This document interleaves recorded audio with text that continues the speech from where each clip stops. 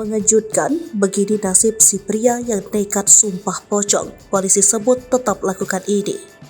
Heboh dengan adanya seorang pria di Palembang yang nekat lakukan sumpah pocong, ternyata tak mempengaruhi pihak kepolisian untuk melakukan penyelidikan lebih lanjut.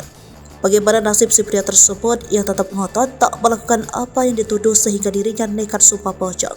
Kepada awak media, Selasa 23 Mei 2023, Direktur Reskrimum Kombes Pol M. Anwar SIK menegaskan sumpah pocong yang dilakukan pelaku dugaan kasus yang dilaporkan itu tidak mempengaruhi proses hukum yang sedang berlangsung.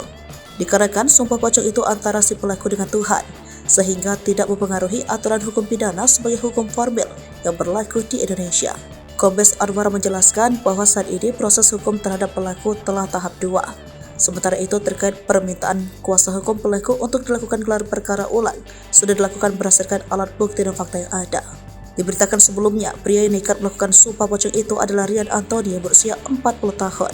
Ia melakukan sumpah pocong di Palembang mendatangi Polda Sumsel Senin 22 Mei 2023. Masih mengenakan atribut pocong, Rian meminta Polda Sumsel melakukan gelar perkara ulang terkait penetapan tersangka kasus asusila. Rian datang ke Polda Sumsel dengan berjalan kaki sekitar 1 km.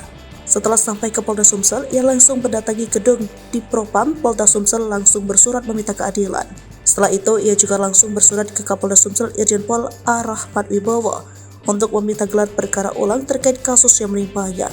Ia ditetapkan tersangka terkait dugaan pencabulan terhadap anak kecil berusia 5 tahun.